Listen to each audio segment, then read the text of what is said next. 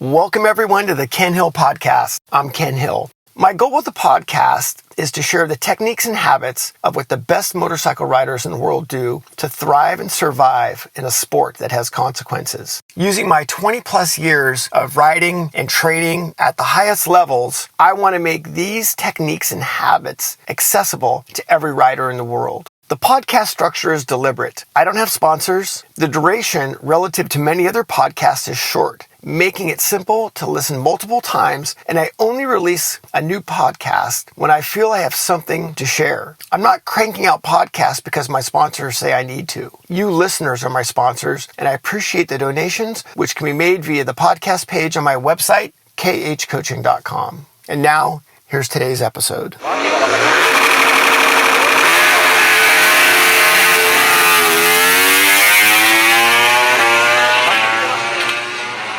Welcome to the Ken Hill Podcast. This is your host, Ken Hill. Normally I would do an introduction for the podcast, but since this is our 2022 update, no intro. And boy, do we have a lot to catch up on. 2022 has been nuts in a great way. And I try to do an update once a year. And in this case, I felt it was better. And I thought about doing one actually just on an intro, but as I got into it and started writing it down, I ended up with 12 pages of stuff to go over. So this one gets a total separate podcast. So, all right, let's just dive into it. Lot to cover on the update. So we're going to talk about the 2022 Moto America season. We're going to talk about Track Time, the track day company that I co-own, the Moto Pilot program, what's going on there. We'll talk a little bit about cars, my health. This is one that I wanted to put in there as well, about my health. The Blaze format, and the future of the podcast. So there's a lot to go over as I started going through this. So let's start off with the 2022 Moto America season. And a lot went on here with the Northeast Cycle Outlet Group. My main focus was with CJ LaRoche. And behind the scenes, there's a lot going on with CJ. I'm his rider coach on the weekends, also crew chiefing, also data, and kind of an overall team manager. And this was CJ's second year as full-time Moto America, and the first year, 2021, was kind of getting our program on track and getting CJ some solid results. And we were actually able to squeak into the top 10 a few times in 2021, which in 600 Supersport is crazy. How fast they all are. And the goal for 2022 was, one, we had the new generation rules. So we had to get used to those and what did those mean? And was the R6 going to be at a disadvantage? What was all the balancing going to do? I mean, there was a lot to it. And of course, we had a different spec bike. And the goal for us was to start to be consistently in the top 10s, which again is a lofty goal. And overall, we did well. We were able to get into the top 10 quite a bit more often. And if you look at CJ's past with his riding, he fell down quite a bit before we started working together. In 2021, we fell down twice. And one was at Brainerd, and one was in the rain at Barber while he was actually running in the top 5. And this year we fell down once.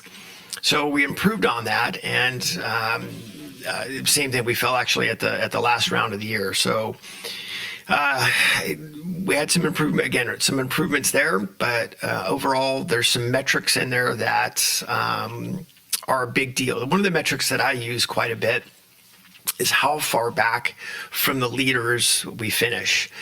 And that is a very, very big metric because you're taking whoever the top riders are, you're taking the conditions, and where are you finishing from the leaders. And we had some massive improvements there, quite honestly. There wasn't a round that the bottom line is there wasn't a round that we were slower at, period.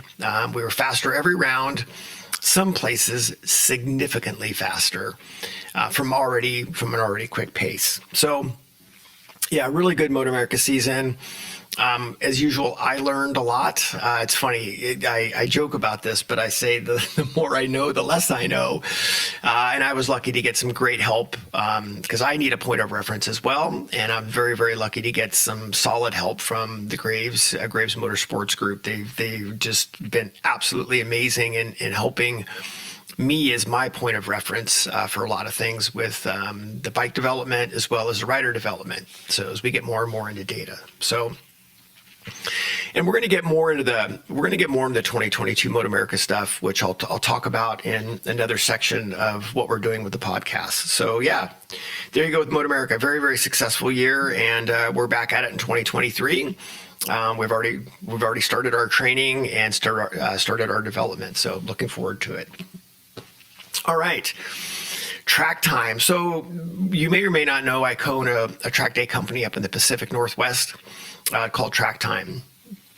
And what Track Time is really about is cultivating an environment of basically riding well and hauling ass and sharing it with like-minded people. Our track day company is one where we limit the groups. We don't take more than 30 per group.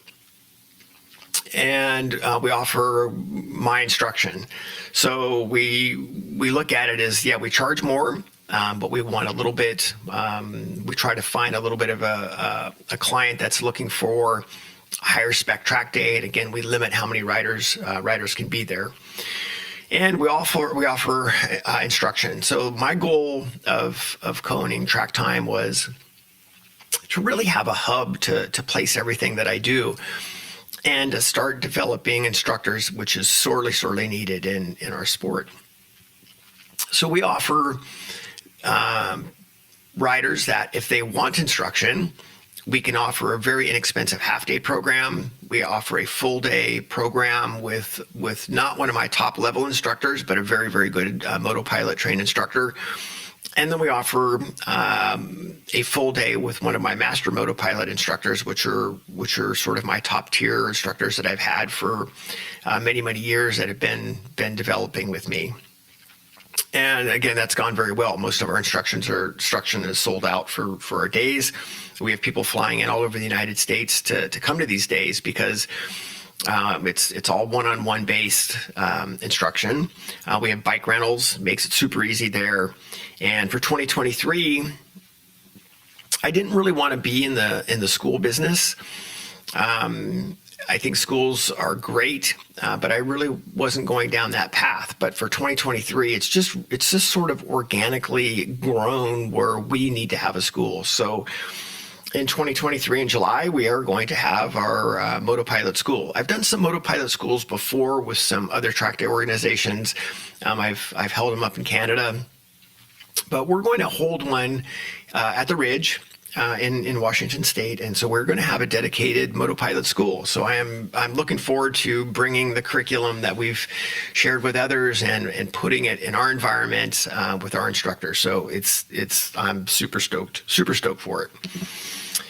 All right, cars. If you've seen a lot of stuff on social media, I've been doing a lot more with cars, and that is something that I've been, for the people that know me, I've been into cars all my life. I love cars, and that's actually how I started with this, which is I wanted to race cars. I couldn't afford to race cars, so I thought, yeah, cool. I'll do something inexpensive and race bikes, right? So ignorant at the time. But the car thing has grown a little bit where we have some clients that are in a position to have their own cars. I now have my own track car, and with the Blaze format, and the Blaze format started off on the car side, and so it's just really grown more organically. So doing more with cars, where I'm doing instruction with people, one-on-one instruction with people, and we do it mainly at the Ridge. And again, a lot of it depends on my schedule. But the car thing has been great, and also getting more involved with the Blaze format with some incredibly talented drivers who are very well respected. We've got some Daytona winning instructors that have been on the Blaze platform, and sharing my knowledge with them, and they're sharing their knowledge with me, and it just really helps basically bring my game up even more. And the car to bike thing is pretty interesting. We'll do some more on that, but it's less different than you think when you look at how you do things. But the car thing is going great. We're also realizing that there's a little bit of a shortcoming in knowledge on the car side, meaning there's a lot of opinion, but there's very little consensus of what's happening. And that has led to me doing some classroom talks with the Porsche Club of America, Audi Club of America, and we're working on them with developing a curriculum that is all based on our Motopilot curriculum. We're going to be fine-tuning it for cars, but they like what they hear, and so far it's going pretty well.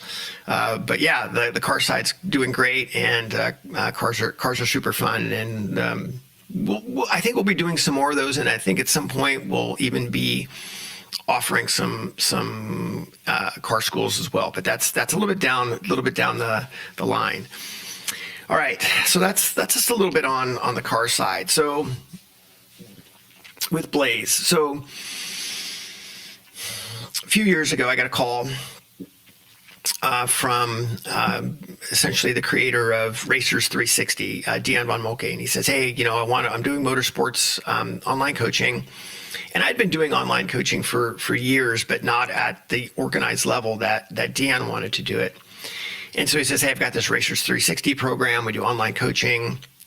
We'd love to have you on there on the bike side." And so it's been a few years, and it's really because we started at the very entry level, right at the very beginnings of Racers 360. It's just taken a few years to kind of figure out how we want this to look and to make it accessible for everybody. And that's really what it's about, is bringing world-class coaching and making it accessible for anyone at a reasonable price. I mean, you can go on it started off as Racers 360. It's now called Blaze, and they cover a bunch of different platforms. They've got motorcycles, they've got cars, they've got soccer, and they're trying to make this a real community of online coaching and make it accessible.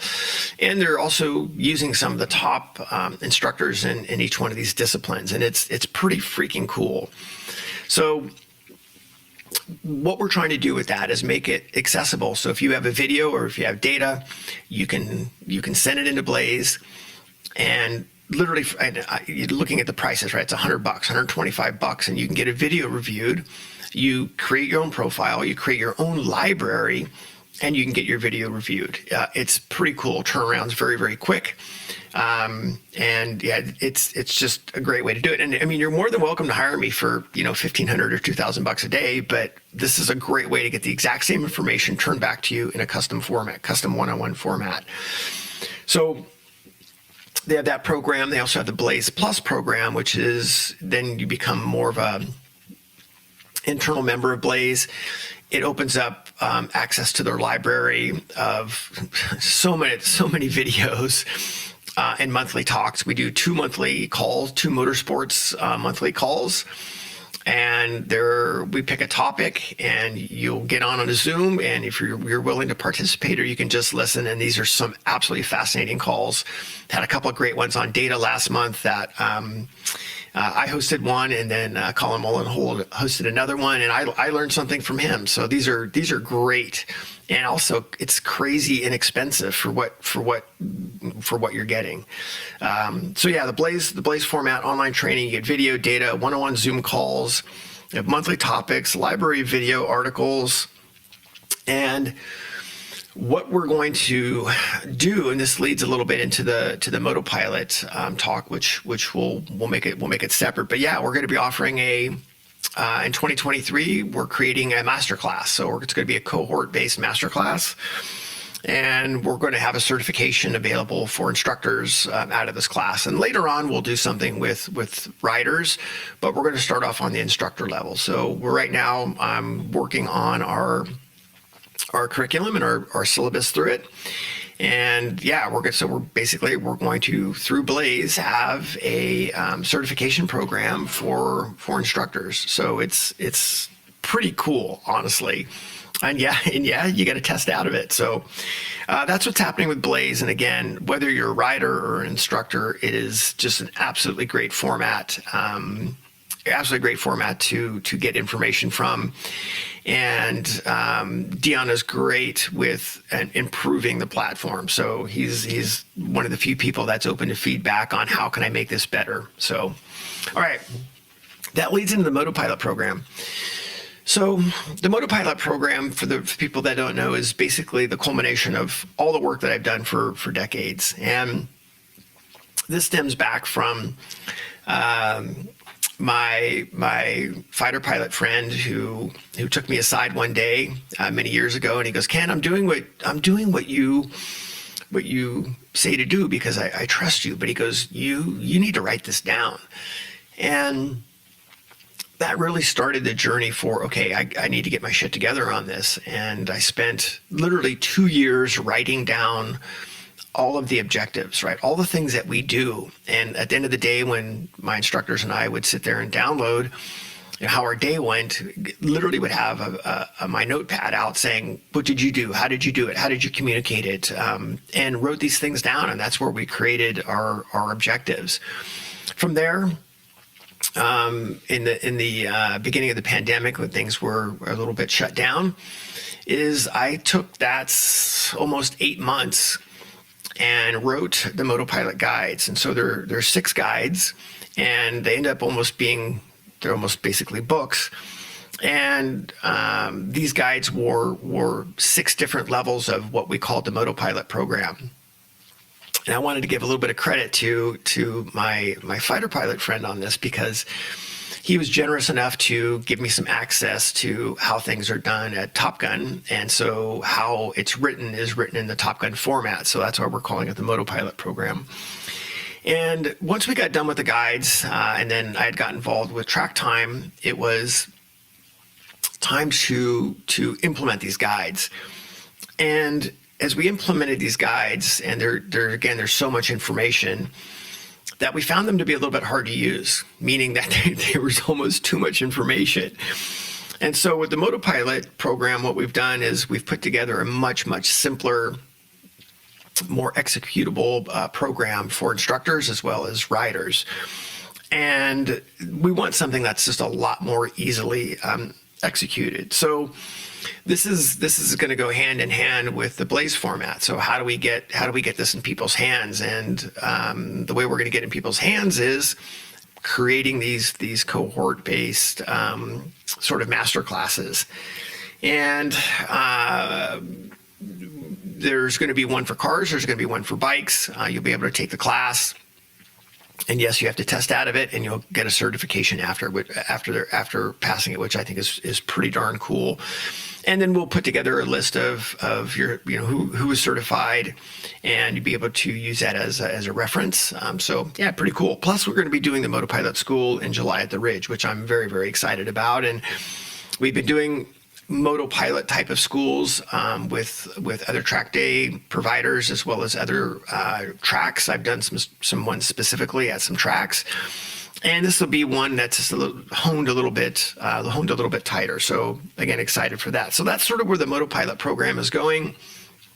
And again, it's nice to be able to start building a community of instructors that are all speaking the same language and using and evaluating the same way and taking you through the correct order of the sport.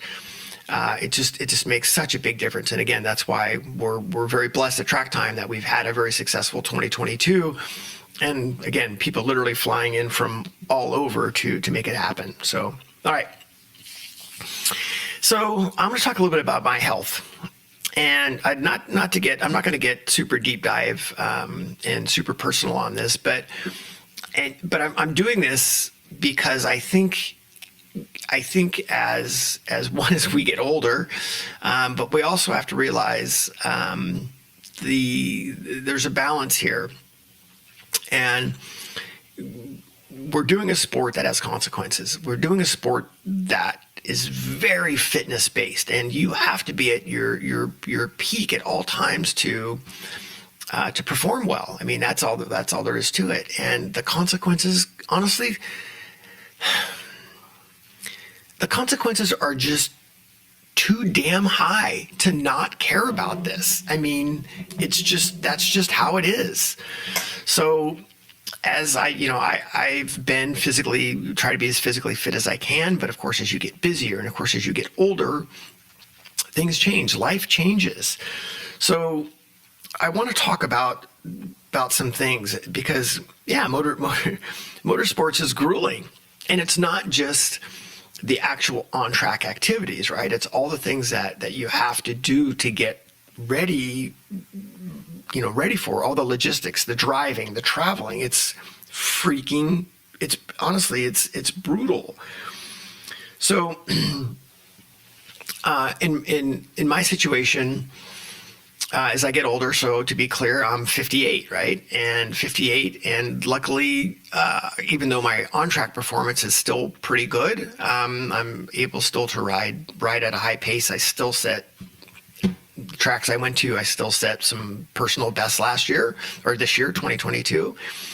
So that part of it's not that big a deal, but as you get older, it definitely gets harder. So in my case, I've always had a blood test done once a year, which is just a generic. I pay for it out of pocket, get a blood test done that looks at some things so I can kind of keep track of what's going on there. And the years of stress and trying to make money at a sport where there's no money in it, taken a little bit of its toll on me with stress wise, and so I've had some issues with cortisol levels, and I'm working with an endocrinologist to get that straightened out. And back on yoga. I've actually backed off on cycling because I was making some of my situations worse, where I'm trying to cram in as much cycling as possible without proper recovery, and I'm just actually spiraling into a little bit of a hole there. So I backed off on cycling, doing a little bit more recreational cycling, back in yoga, doing a lot more mindfulness training. And again, I'm working with an endocrinologist to try to get some of this adrenal/cortisol levels figured out. So it's a great thing. But again, if you want a high result and you want to be at the last, 0.01%, you got to freaking work at it. And that's what I'm doing. So the other thing that I will mention that I think is important, especially for all of us as we get older, is having some baseline cardiorespiratory evaluations done. So in my case, my brother, I've got, not going to go super deep dive on personal stuff, but I think it has merit. Is our family, we had 5 kids. My parents had 5 kids. I was the middle. Yeah, go figure. And the oldest was my sister, and my sister actually passed away about 12 years ago. And so we had lost my sister from some health issues. And recently, in the last 6 weeks, I lost my brother, my older brother, and literally dropped dead of a heart issue. I won't say it's a heart attack, but he had a heart issue. And honestly, it could have been preventable. And so this is again put my health a little bit more in focus, because I want to perform at the absolute highest levels I possibly can, and that takes work. And you're not going to be able to figure it out on your own. So yeah, actually, I just spent last week with a cardiologist friend and got scanned and got everything checked out, and spent half a day at his heart care clinic. And yeah, everything's honestly pretty good. I still got some work to do.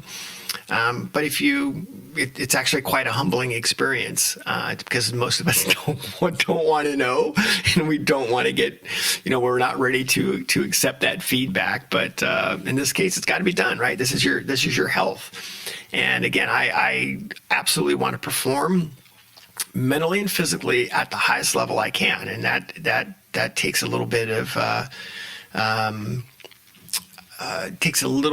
of you having the humility and you accepting feedback of your situation. And it's not always pretty, but that's just the way it is. So anyway, so I wanted to bring that up because I think it's important, and putting yourself in a position to succeed really does start with your health and understanding it, because again, what you can do in your 20s and 30s at a high level ends up not necessarily being super sustainable. So all right, podcast. Yeah, so here we are doing a podcast, and I know I've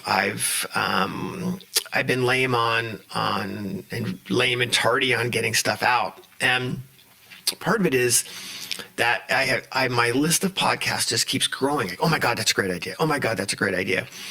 And then right now, I probably have, 20 scripts, sort of half written.